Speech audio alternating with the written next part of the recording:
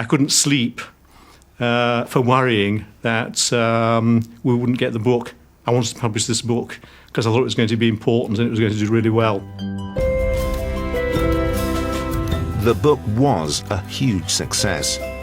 Dawkins' gift for distilling ideas and communicating them had come together in one seminal piece of work. It gave a radically new view of the world. It was a view that we are just vehicles for our genes. It's the genes' interests that matters. It's not us. And that, he showed, has all sorts of unintended consequences for the way in which we think, new consequences for the way in which we view human behavior. And it was a wonderful and radical new vision set out in sparkling prose, and above it all, this wonderful, wonderful metaphor, the selfish gene. It revealed the logic with crystal clear precision, and that enabled people to see why natural selection must be gene-centered, why it doesn't make sense to talk about it in any other way.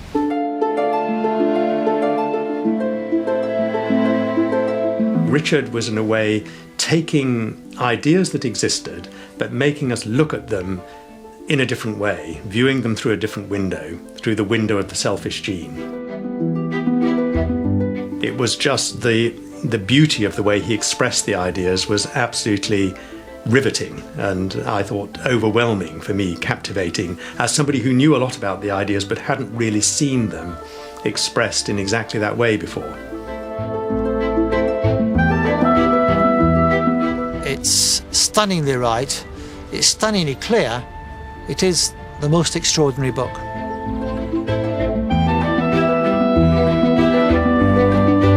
The book was immensely popular, but it also came in for heavy criticism.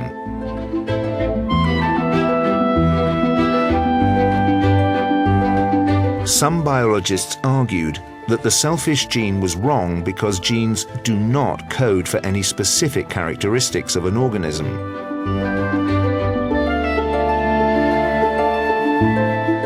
There is no one-to-one correlation between any gene and any bit of how an organism actually operates. Many genes are involved in the expression of any feature in the organism, and each gene is involved in many, many different aspects of how an organism is. And once you don't have that one-to-one correlation, it cannot be that the gene is the unit of selection in this sort of way. I have never, ever suggested a sort of atomistic relationship between genes and the actual form of the body and the behavior of the body and what it does. Complete nonsense, and I never said it, and I certainly don't think it and never did think it. My emphasis on genes is strictly an evolutionary emphasis, that the gene is the level in the hierarchy of life at which natural selection acts. It is the gene which survives or doesn't survive. That's my emphasis on the gene.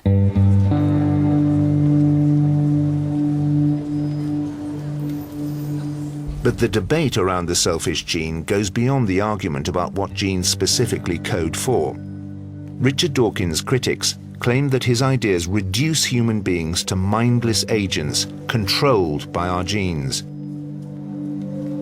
You can't say, as Dawkins did in The Selfish Gene, that organisms are simply lumbering robots, passive vehicles, whose only function is to help a gene transmit itself into the next generation.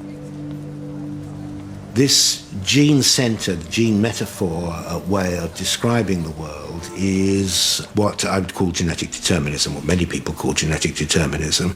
Genetic determinism is the notion that if there is, in quotes, a gene for altruism or another gene for another kind of behavior, somehow that means that the genes determine everything in our bodies and the way we are, and we have no liberty to change things, no free will.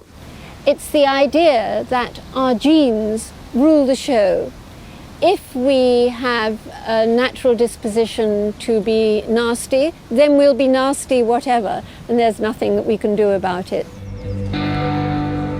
This is a deep, deep misunderstanding. There is absolutely nothing fixed about our behavior. look around us, we can see that it's not fixed. We can see that we respond in different ways.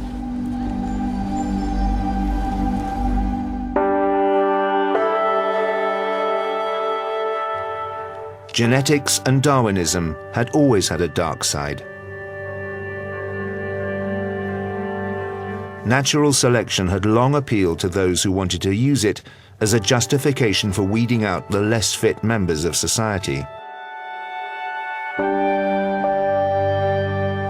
Not all mental deficiency is hereditary, but heredity accounts for more of the mild, feeble-minded types, such as you see in this group of men exercising in the grounds of the institution. If carefully trained, they can be taught simple routine tasks. But it would have been better by far for them and for the rest of the community if they had never been born. If we want to maintain the race at a high level, physically and mentally, everybody sound in body and mind should marry and have enough children to perpetuate their stock and carry on the race.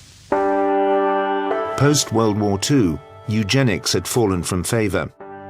But in the 70s, extremist groups like the National Front perpetuated the notion of racial purity. They seized on the selfish gene as an intellectual defence of their ideas. A warm review appeared in a journal published by the National Front. One result of kin selection is a tendency to identify with individuals physically resembling oneself and to be nasty to individuals different in appearance. Dawkins hit back against what he saw as the political hijacking of his work. Some people completely misunderstood what's implied by a book I wrote called The Selfish Gene.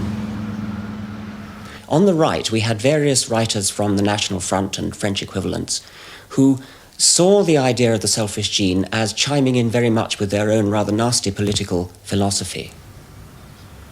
On the left, on the other hand, I remember being blamed in a magazine article by one influential left-wing writer, almost personally blamed for the election of Mrs. Thatcher in the last general election.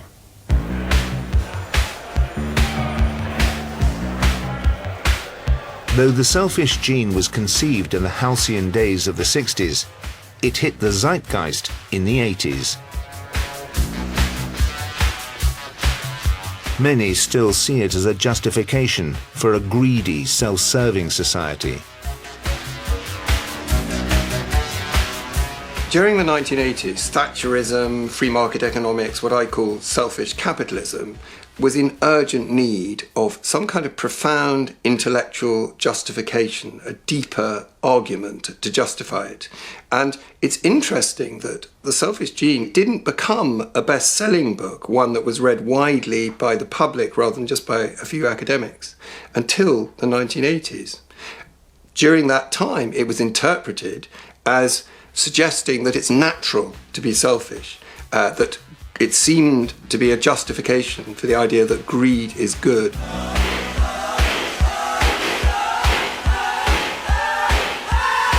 When Margaret Thatcher famously said there's no such thing as society, there are only individuals and families, she was, if you like, endorsing the claim of the gene myth, that what matters is not the social organisation in which we're embedded, what matters is actually only the individuals, their genes and their genetic relationships.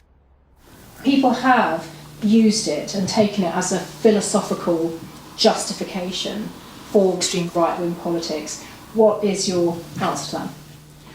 To the extent that natural selection is politically unpleasant, which it actually rather is. I mean, if you were to live your life as though you were constantly aiming for Darwinian success, then the political world which that would result in would be a very unpleasant world, with the strong oppressing the downtrodden.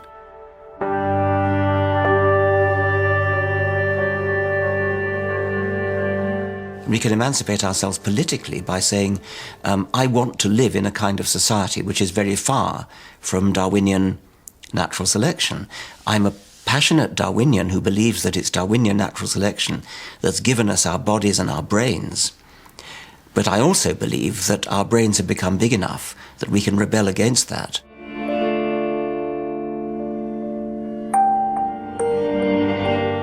Although the book argues this case, Dawkins has never entirely rid himself of the accusation that his book was a defense of selfishness.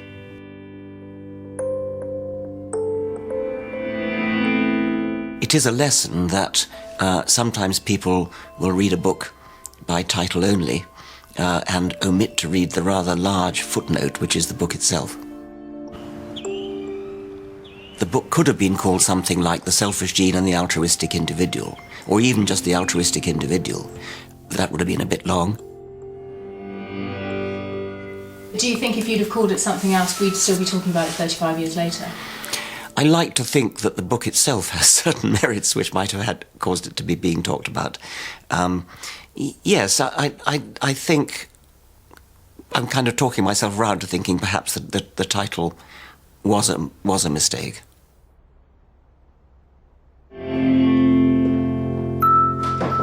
But for Richard Dawkins, the disputes around the selfish gene are also a lesson in the importance of scientific freedom.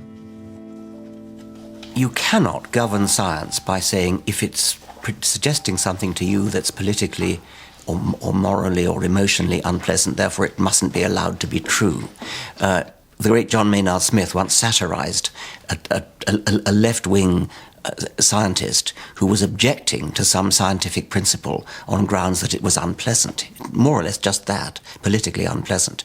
And John Maynard Smith said, "What should we have done? Falsify the equations? Of course you can't do that. Of course you can't subvert your science by just twisting it to be politically acceptable. You have to report the science the way it is. But then you can say, and let's not run our politics like that." Richard Dawkins followed up the success and controversy of The Selfish Gene with The Extended Phenotype, an academic book, which explained gene-centered natural selection in more detail. But it was his next book, The Blind Watchmaker, which would set the stage for his role as a defender of science against the claims of creationists. The Blind Watchmaker was a book about the argument from design and what's wrong with it. And it seemed to me a very natural place to go. The Selfish Gene had already dealt with the topics of the Selfish Gene. There was nothing more I wanted to say about that. And so the next obvious thing was the widespread skepticism about evolution. Creationists believe that the complexity of nature can only be explained by the work of a creator. The concept is called intelligent design, and in the 80s, the creationist movement was gathering support. For over 100 years, science has told us that human beings are a chance product of a mindless process, evolution. But as the human future gets bleaker, so more and more people are turning from the cold analysis of science to the apparent certainties of religion. I'm no kin to the monkey, no, no, no. The monkey's no kin to me. I don't know much about his ancestors, but mine didn't swing from a tree. It seems so unbelievable, and yet they're saying it's true. A new battle for the literal truth of Genesis is being fought out on the campuses of American high schools. It's an attack on what's being taught in science classes. Kelly Seagraves is a fundamentalist Christian with 3 children at school. Earlier this year, he took his battle with the school authorities into the law courts. We believe in the home and in our church that God created man as man. Now, I send my son to school and I tell him that, you're going to get an education here and I want you to listen to the teacher. And I find that the teacher's teaching things in opposition to our faith. In the book and the TV version of The Blind Watchmaker, Richard Dawkins led the charge against what he sees as the false scientific claims of creationism, like the idea that men and dinosaurs walked the earth together. These two have been interpreted as a man's 2 feet standing together. This one is a very large foot with the big toe there and the other toes going around here and here. Although why Cretaceous man should have stood with his legs like that requires a little bit of explaining. These are the kinds of slight, unimpressive resemblances that can be produced by chance alone, by the random forces of physics alone. But there are things in the world, living organisms, you and me, that are so complicated, they are vastly too improbable to have been brought about by chance alone. Dawkins became a tireless promoter of evolution, arguing the case that only natural selection could produce such complexity. This is a flatfish, a halibut. Its ancestors once swam normally in the water like a normal fish does, like that. But the ancestors of the halibut settled down on the bottom of the sea, one side down. But when it did that, the ancestor found that one of its eyes was looking straight into the sand. Only the other one was looking up. And so gradually in evolution, the other eye, the one that was looking into the sand, migrated round the side of the head and came up to the top. Now, anybody who was going to design a flatfish wouldn't do it that way. For Dawkins, this kind of adaptation is key evidence for evolution. And an insistence upon evidence defines his thinking. In a 2003 book of essays, Dawkins even published a letter he had written to his daughter Juliet, stressing the value of critical thinking. Next time somebody tells you something that sounds important, think to yourself, is this the kind of thing that people probably know because of evidence? Or is it the kind of thing that people only believe because of tradition, authority, or revelation? And next time somebody tells you that something is true, why not say to them, what kind of evidence is there for that? And if they can't give you a good answer, I hope you'll think very carefully before you believe a word they say. I was trying to tell her how to think about certain things, not what to think, but how to think. And I was trying to encourage her always to demand evidence. So we know something only when there's evidence for it. And I was particularly trying to warn her, trying to guard her against various wrong ways of thinking that you know something, such as tradition. You should never say, our people have always believed X, so you should believe X. Authority. You should never say, Professor so-and-so believes X, therefore you should believe X. Or your priest believes X, so you should believe X. Or revelation. I have this inner conviction that X is true, therefore you should believe X. No, the only reason you should believe X is that there's evidence for X. It is ultimately this passionate belief in the importance of evidence which has fueled Richard Dawkins' most controversial role as an outspoken advocate of atheism. In 2006, he published The God Delusion, a polemic against religion. It became his fastest-selling book and pitted him head-to-head with the religious establishment. Richard's really had two careers. His career as a very successful writer on evolutionary biology.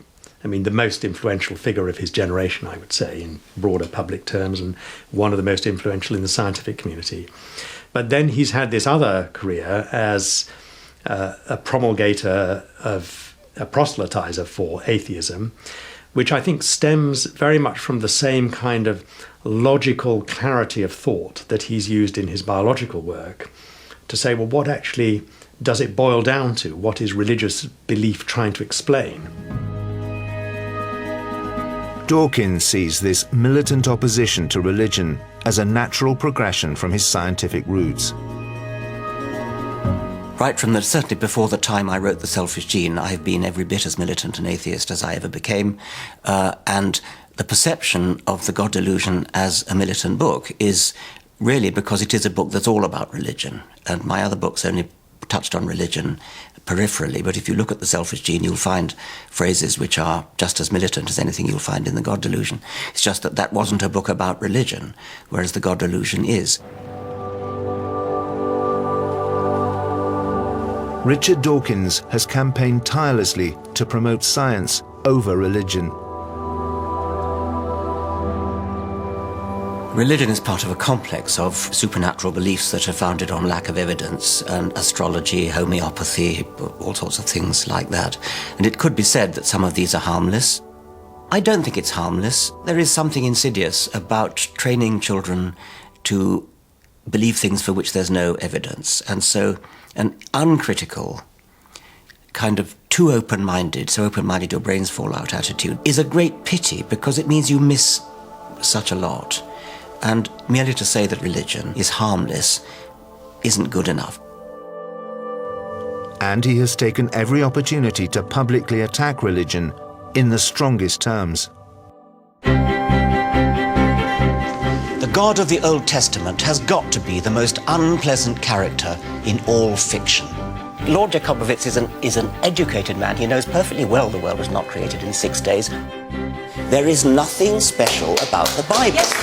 Richard gives definitive answers to things, and if you don't like those answers, you're going to find it controversial, you're not going to like him. I'm rather less interested in what people think than in what's true. The human brain is extremely good at making things up. The age of the Earth, 5,000 years, I mean, that is, I'm sorry, Rabbi, that is ridiculous. People find him argumentative because he doesn't suffer fools gladly, and he is rapier-like in his ability to pick up a hole in your argument. And some people find that uncomfortable. I'm looking for God. Well, which God? I mean, why not Jupiter? Why not Zeus? Why not Thor? You're a Taurian, you have great gravitas, you find change anathema. You're Venus ruled, that's why you've got those rather lovely kissy lips. Honour your time. Richard Dawkins, where would you put astrology on the scale of belief? Somewhere among fairies. What if you're wrong? Well, what if I'm wrong? I mean, anybody could be wrong. We could all be wrong about the flying spaghetti monster and the pink unicorn and the flying teapot. What if you're wrong about the great juju at the bottom of the sea? Nobody not brought up in the faith could reach any verdict other than barking mad. Sir, there could be many things that you know well. There are other things that you don't know well. But please, in the process of it, don't be arrogant. Many of Dawkins' critics believe that their own spiritual experiences are proof enough of God's existence, and that Dawkins treats their faith with a lack of respect.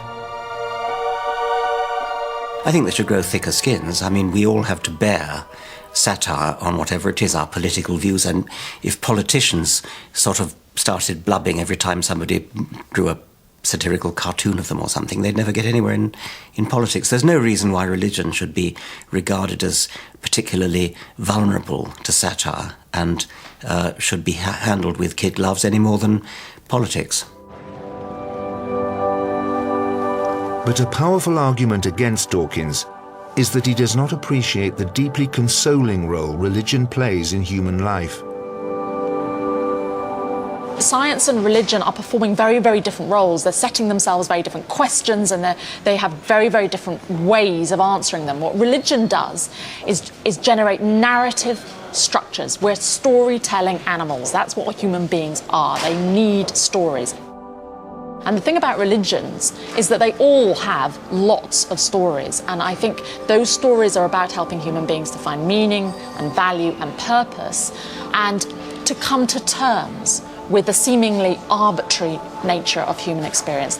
I can see why you might want to find something consoling. I can see why you might want consolation. I can see why you might want to take a drug that consoles you, or why you might go and cry on a friendly shoulder and get patted and hugged and get consolation from that. But to believe that something is the case, when you have no more reason to think it's the case than that it is consoling, I mean, that is just fatuous. That's ridiculous and illogical. If it's bleak, too bad. I mean, why should it be anything other than bleak? I mean, there's no caring about the universe. Why should there be? Why should the universe care about what happens to us? But we can make our own world. We can make our own purposes, our own warmth, our own affections, our own loves, and we can lead a life that's anything but bleak. We gaze up at the stars on a dark night with no moon and no city lights, and breathless with joy we say the sight is pure magic. In this sense, magical simply means deeply moving, exhilarating, something that gives us goosebumps, something that makes us feel more fully alive. Richard Dawkins' evangelical stance has made him one of the most recognizable faces in science. He has sold 5 million books and regularly packs out venues around the world. But all of this may have come at a cost. Richard has become almost a household phrase. You see it in leaders in the broadsheet newspapers. They refer to Dawkins or Dawkinsization or something like that. So it's almost become, I don't think he's quite in the Oxford English Dictionary yet, but it's almost at that level. Yet Richard himself is actually quite a shy and retiring person in many ways. I suspect he probably finds it quite stressful to be continually on public platforms as he is. And whilst many revere him, he has also faced very personal criticism. His email inbox has at times been flooded with hate mail. People regard any attack on their religion almost as though I'm saying they've got an ugly face or something. It's a personal attack on them. And I think that they feel cornered. And so they lash out with personal attacks, what amount to personal dislike.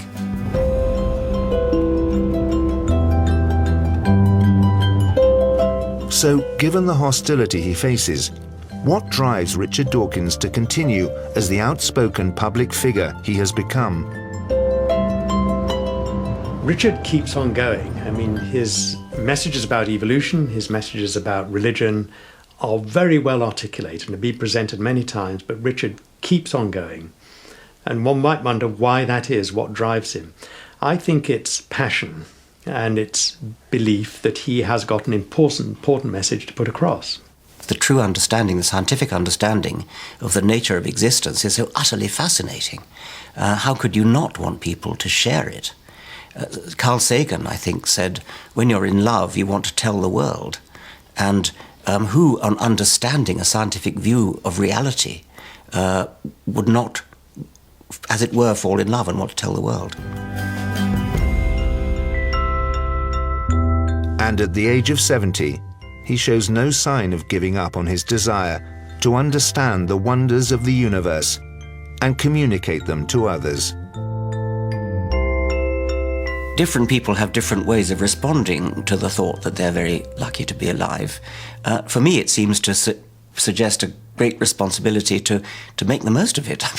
Extremely lucky to be here. The odds against your being here are far greater than the odds against your winning the lottery. So be thankful and spend your time, your brief time, under the sun, looking around and rejoicing and wondering and being fascinated and trying to understand everything about the universe in which you're so fortunate to be born.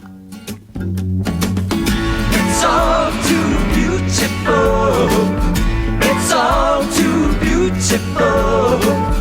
Over bridge of sights, to rest my eyes in shades of green, under dreaming spires, to Ichiku Park, that's where I've been. What did you do there? I got high. What did you feel there?